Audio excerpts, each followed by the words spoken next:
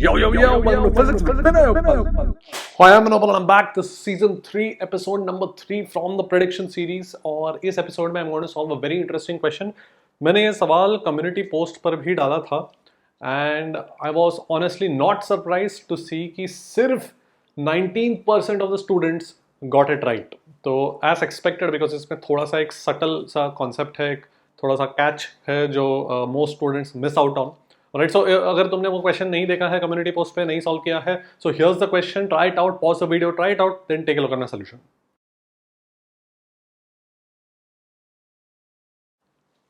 Alright so I hope you have tried it out at least once तो the question is कि मेरे पास ऐसा दो सिचुएशन है एक रॉड है और एक रॉड के साथ एक ब्लॉक अटैच्ड है by a massless string and both are released from rest from the horizontal position and the question is asking which situation will have the greater angular acceleration. ठीक है, so जो community post पर मैंने देखा response तो वहाँ पर ऐसा था कि मेजॉरिटी ऑफ द स्टूडेंट्स ने ये सोचा कि ब्लॉक यहाँ पे अटैच कर दिया तो ब्लॉक का एक्स्ट्रा वेट आ गया, ब्लॉक का वेट लग रहा है मतलब एक्स्ट्रा फोर्स लग रहा है तो this rod will experience angular acceleration greater than this situation. That logic is wrong, we will see why. The other set of students उन्होंने क्या किया, they did the actual calculation and when they calculated they found out कि इस situation में the angular acceleration will be greater. That is also wrong. Let's see why. तो सबसे पहले वो कैलकुलेशन करके देख लेते हैं. इसका एंगुलर एक्सेलरेशन कितना होगा वो निकालते हैं.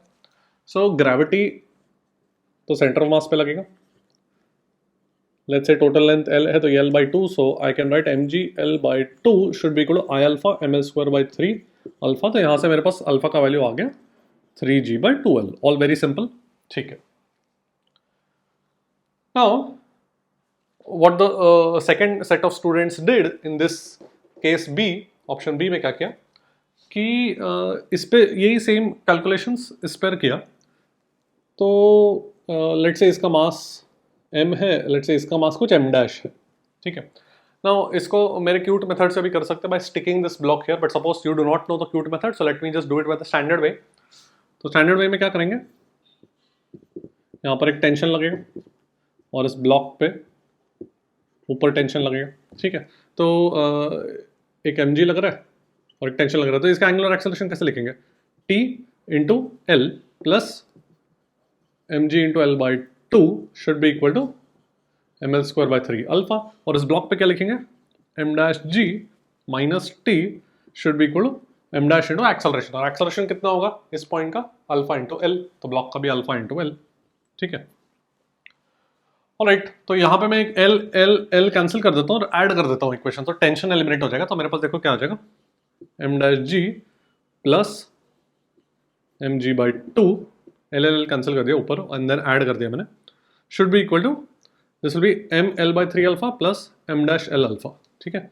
सो m by 3 plus m dash into alpha l. तो देखो अल्फा कितना आ गया.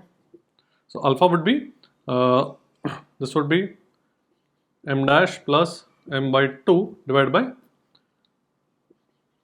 m by 3 plus m dash into g by l. Alright. मुझे इसको और इसको कंपेयर करना है, ऐसा किया लोगों ने. And you should be able to see कि this 3g by 2l is greater than this for all values of m dash. क्योंकि m dash पॉजिटिव है, just you can just multiply. देखो इसको मैंने m प्लस 3m dash कर देता हूँ यहाँ पर आ जाएगा ऊपर m प्लस 2m dash और यहाँ पर आ जाएगा 3g by 2l. ठीक है. उसको मैनिपुलेट किया मैंने. तो 3g by 2l तो ये हो गया and you should be able to see that this is lesser than 1. ठीक है ना, ऊपर 2m dash है नीचे 3m dash, this is lesser than 1. So of course the answer would be कि 3g by 2l is greater than this. Well, this logic is wrong. ये alpha गलत है. Okay. So what is going wrong? Where are we going wrong? इसका अगर मैं acceleration देखूं, इस point का एक्सेलरेशन वो कितना हो जाएगा, alpha into L. Correct. Can you see that will be 3g by 2. That is greater than g. g से बड़ा है. इसका मतलब this point will be going at an acceleration greater than g, but block g से ज्यादा जा सकता है क्या एक्सेलरेशन? नहीं, because tension can only act as a pulling force. Push तो नहीं करेगा टेंशन, स्ट्रिंग है ना. सो देयरफॉर यहाँ पे the assumption that we made कि इस पॉइंट का एक्सेलरेशन और ब्लॉक का एक्सेलरेशन सेम होगा, we made the assumption that the string is taut, वो अजम्पशन गलत है, that assumption is causing the mistake. So यहाँ पे tension actually, the string is actually slack, tension zero है, तो यहाँ पे tension is zero. I hope you understand why tension is zero, because the rod is going at an acceleration greater than g, whereas the block cannot go at an acceleration greater than g, because उस पे gravity downward force लगेगा और कुछ force ऊपर लगेगा तो वो tension ऊपर लगेगा तो वो g से कम ही होगा acceleration, correct? So the only conclusion is tension is zero, because ये fast जाएगा, ये उतना fast नहीं जा पाएगा तो string slack हो जाएगा, ठीक है? So that assumption was leading to a lot of mistakes in the comment section. बहुत सारे लोगों ने लिखा कि of course the answer would be A, calculation फटाफट करके लिखा, कैलकुलेशन करके भी बताया comment section में, but this is the point that they have missed out on. And of course there are some students, I think around 20% of the students, 19-20% of the students have recognized कि ये यहाँ पर string will become slack, so that's a very good thing that I was happy to see.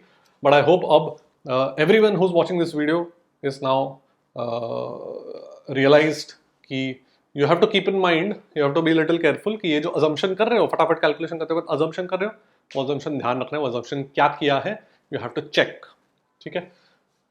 Alright, so string will become slack, tension will be zero. अगर tension zero है तो block का acceleration तो g हो जाएगा, और tension zero है तो रॉड पे बस वही ग्रेविटी लग रहा है, तो यहाँ पे टेंशन अभी जीरो है, तो रॉड पे सिर्फ ग्रेविटी लग रहा है, तो यही सिचुएशन वापस आ जाएगा रॉड के लिए. सो both will have the same angular acceleration just after release. Alright, so it's a surprising result. Surprising मतलब अपने इंट्यूशन के कॉन्ट्ररी हो रहा है, जो अपने को फील आता है कि ऐसे करना चाहिए, मतलब ऐसे हो जाएगा, फील आ रहा है, तो वैसा नहीं हुआ. सो ऐसा ऑफन से मैकेनिक्स में फील से मत जाओ, because often that will lead to mistakes. Okay, so both will have the same angular acceleration, ठीक है.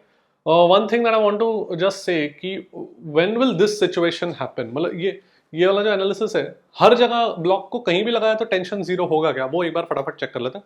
Late me just erase the board. Alright, तो अगर मैं ये वाले रॉड में देखूं, ये वाले सिचुएशन में, so at a distance x कितना एक्सेलरेशन होगा, alpha into x, 3g/12 into x. तो you should be able to see कि g एक्सेलरेशन कहां पर होगा, g एक्सेलरेशन 2l/3 पर होगा, करेक्ट. इसका एक्सेलरेशन वुड बी g, इस पॉइंट का, ये सारे पॉइंट्स का acceleration would be greater than g. तो यहां पे 12/3 तो आई होप समझ में आ गया, x को 12/3 रखा तो एक्सेलरेशन g आ गया, राइट. तो ये सारे पॉइंट्स पे अगर तुमने ब्लॉक स्ट्रिंग से अटैच किया तो स्ट्रिंग स्लैक हो जाएगा.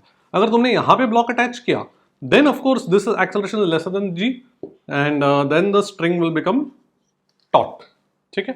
So if the block is attached at a point lesser than 12/3, then the string will become taut, and then you can say that the block will have the same acceleration as this point, okay. तो तुम block को वहीं पे चिपका के you can write the torque equal to alpha, वहां पे कोई इशू नहीं होगा, ठीक है.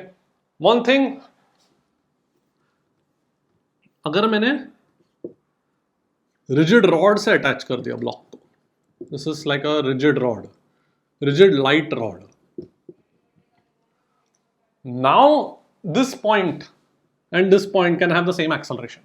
रॉड है तो रॉड तो पुशिंग फोर्स लगा सकता है ना, rod will push this block, okay. अब अगर मैं ये बोलूं कि इस सिचुएशन और इस सिचुएशन में किसका एंगुलर एक्सेलरेशन ज्यादा होगा, तो इसी वाले का ज्यादा होगा. क्यों? क्योंकि आई कैन जस्ट से कि सी इसका एक्सेलरेशन g से ज्यादा है, करेक्ट. तो this block will push the block, sorry this rod will push the block, तो ब्लॉक पे एक पुशिंग फोर्स लगाएगा, तो ऑफ कोर्स रॉड पर भी एक पुशिंग फोर्स लगाएगा. ये जो लाइट रॉड है, ये जो लाइट छोटा सा ब्लैक रॉड है, वो इस अपने बड़े वाले रॉड पे एक पुशिंग फोर्स लगा रहा है, क्योंकि it is also applying a pushing force on the block downward, तो एक्सेलरेटेड मोर देन g. तो अगर ये दोनों एफबीडी को कंपेयर करूं, तो यहाँ पर तो सिर्फ ग्रेविटी लग रहा है, यहाँ पर ग्रेविटी के अलावा एक ये छोटे वाले रॉड के कारण एक ऊपर की तरफ फोर्स भी लग रहा है, तो ऑफ कोर्स इसके पे नेट टॉर्क कम हो गया ना, तो इसका एंगुलर एक्सेलरेशन ज्यादा होगा. This will have more angular acceleration compare to this situation. Alright, okay, so I hope you understood. ऐसे सिचुएशंस में थोड़ा सा अपने को बस केयरफुल रहना है, ठीक है. That's it for today. I'll see you on the top. Good night.